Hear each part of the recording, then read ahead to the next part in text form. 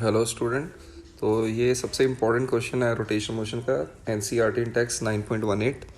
तो इसमें दिया length of the rod 1.05 metre. तो ये लेंथ ऑफ रॉड जो है ये 05 मीटर है, ये वाली 1.05 है। नेग्लिजिबल मास है इसका at its centre by 2 wires of steel wire A and aluminium wire B. हमने इसको 2 वायर से बांध दिया है, एक स्टील वायर से और एक एल्यूमिनियम वायर। तो हम ये मान लेते हैं ये वाली वायर जो है वो स्टील वायर है, ठीक है, और ये एल्यूमिनियम वायर है।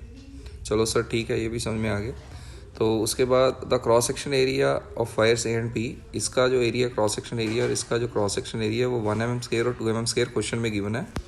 At what point the rod should the mass m be suspended in order to produce what point along the rod, यानी इस अलॉन्ग रॉड आपने कोई मास हैंग कर देना है in order to produce. First part है जो इक्वल स्ट्रेस प्रोड्यूस करे।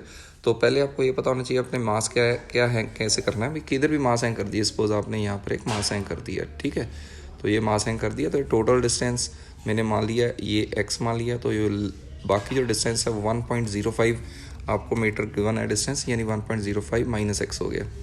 तो जो फर्स्ट केस कह रहा है भाई स्ट्रेस सेम प्रोड्यूस करेगा, तो स्ट्रेस सेम प्रोड्यूस करे तो यानी हम कह सकते हैं स्ट्रेस क्या होता है, that is force upon area.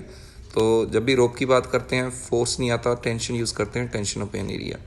तो यानी अगर स्ट्रेस इक्वल है दोनों वायर्स की, स्टील और इसकी, तो मैं इसको फर्स्ट वायर ले लेता हूँ, इसको सेकंड वायर ले लेता हूँ। तो मैं लिख सकता हूँ टेंशन 1 यानी स्टील की upon area of cross section steel का is equal to T2 upon A2। तो चलो सर ये क्लियर हो गया। तो यहाँ से मैं लिख सकता हूँ यानी T1/T2 इक्वल टू A1/A2। तो ये मेरी फर्स्ट इक्वेशन बन गई। चलो सर ठीक है। अब सेकंड इक्वेशन के लिए क्या करना है, आप ये सोच लीजिए चाहे ये रॉड स्ट्रेट रहे चाहे ना रहे। सपोज मैं मान लेता हूँ, क्योंकि देखो स्ट्रेस सेम है स्ट्रेन सेम नहीं है। तो जब हम स्ट्रेन सेम है, देखो स्ट्रेस सेम है स्ट्रेन सेम नहीं है, ध्यान से देखो। अगर इन दोनों वायर की स्ट्रेन सेम नहीं है यानी चेंज लेंथ सेम नहीं है, यानी स्ट्रेस सेम है यानी स्ट्रेन तो नहीं सेम, तो स्ट्रेन सेम नहीं है यानी एक वायर लंबी हो जाएगी एक छोटी हो जाएगी। तो मैंने कुछ डायग्राम ऐसे बना दिया। तो भी अगर इस बात पे करें तो अब ये जो सिचुएशन आएगी वो भी इक्विलिब्रियम में आ जाएगी। अब ये रुक ही चुका है, अब ये घूम थोड़ा नहीं रहा है, अब ये घूम के यहाँ तक पहुँच गया।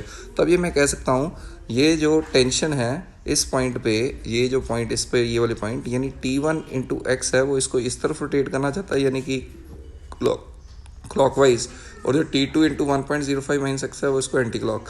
तो बॉडी तो अभी इक्विलिब्रियम में घूम तो रही नहीं, यानी T1/x इक्वल टू कितना हो गया T2/1.05 माइनस x। तो इसमें वेट नहीं आएगा देखो, क्योंकि वेट तो उसी पोजीशन पे हम इसी पे तो बैलेंस कर रहे हैं।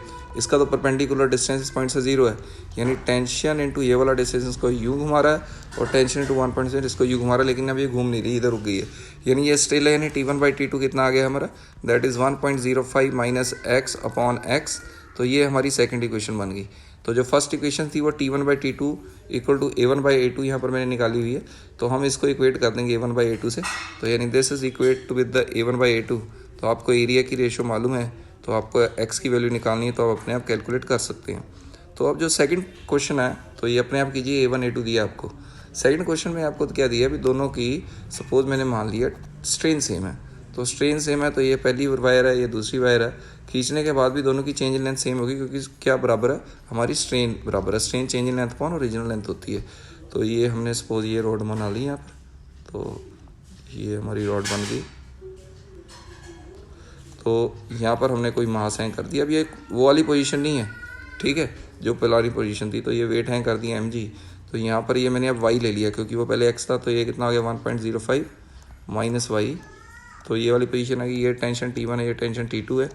तो अभी मालूम है हमको भाई दोनों की स्ट्रेन सेम है। सेकंड कंडीशन में स्ट्रेन सेम है, यानी स्ट्रेन आपको ये नहीं याद कराया DL इक्वल टू फ्ले, तो ऐसे ही याद करना बेटा, ईजी हो जाता।